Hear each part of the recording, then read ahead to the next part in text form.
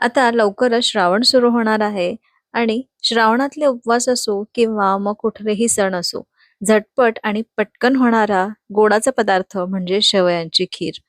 ही शेवयांची खीर घरात सगळ्यांना आवडते, पटकन होते, अगदी 10 मिनिटात तयार होते आणि करायला तर अगदी सोपीच आहे. सगळ्यांना शेवयांची खीर ही बनवता येते आणि प्रत्येक जण आपापल्या पद्धतीने ही शेवयांची खीर बनवतात.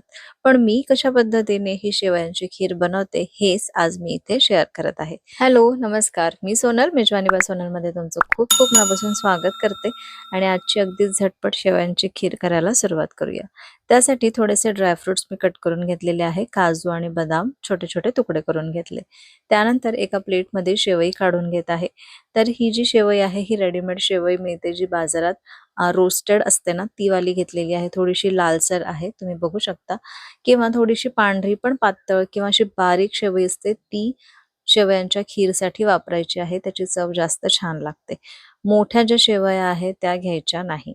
तर आता हे बघा, ही जी भाजलेली आहे, रोस्टेड आहे, ही शेवई मी इथे घेतलेली आहे आणि याला तुकडे करून घेतले आहे. तर मी काय करते, पॅकेटमध्येच त्याचं थोडे तुकडे करून घेते आणि ती नंतर खाली काढते, तर ते व्यवस्थित तुकडे तुकडे खाली पडतात. तर या पद्धतीने आपण ही शेवई या प्लेटमध्ये काढून घेतली. मी इथे पाऊण कप शेवई घेतली आणि आता आपण ही भाजून घेऊ.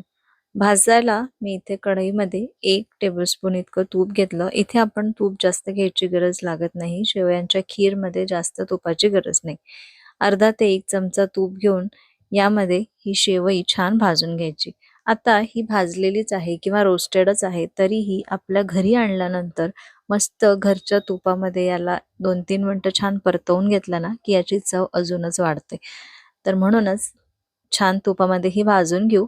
आता ही छान भाजून झालेली आहे. मी 3-4 मिनिटं छान भाजून घेतली आणि सतत हलवत राहायचं, नाहीतर जी खालच्या बाजूची शेवई आहे ती थोडी अ, जास्त डार्क होते आणि वरती त्याला आच लागत नाही किंवा ती गरम होत नाही. तर त्याला सतत हलवत राहायचं आणि सगळीकडून एकसारखी ही छान भाजून घ्यायची. आता इथे भाजून झालेली आहे. आता यामध्ये आपण दूध घालू. तर मी इथे 3 कप दूध घालत आहे. 3 कप म्हणजे जवळ-जवळ पाऊण लिटर हे दूध आहे. तर इतक्या प्रमाणामध्ये 4 वाट्या तयार होतात.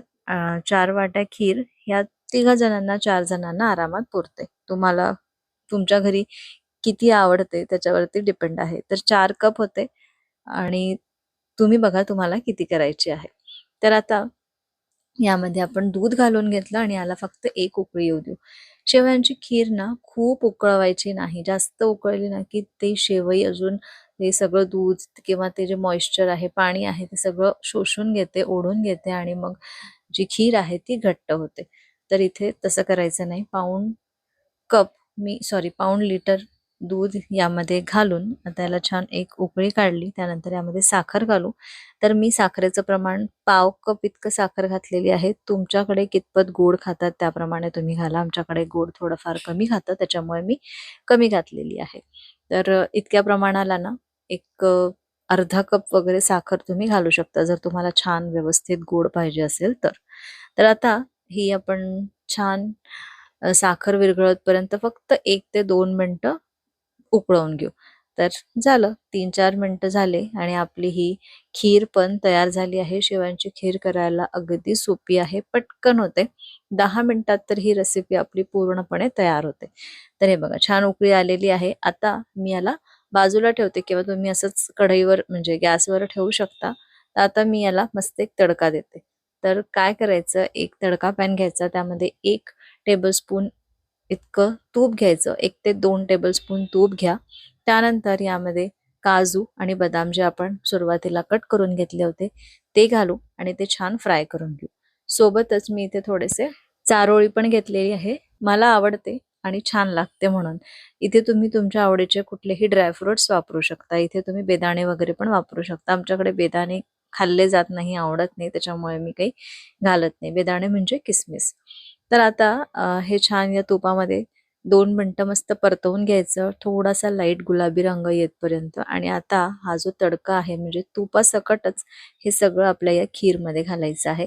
त्यानंतर अर्धा चमचा इथे वेलची पूड घातली आणि छान मिक्स करून घेतलं. तर आपली ही झटपट मी जशी करते त्या पद्धतीची शेवयांची खीर तयार आहे. तुम्हाला कशी वाटली मला कमेंट करून नक्की सांगा.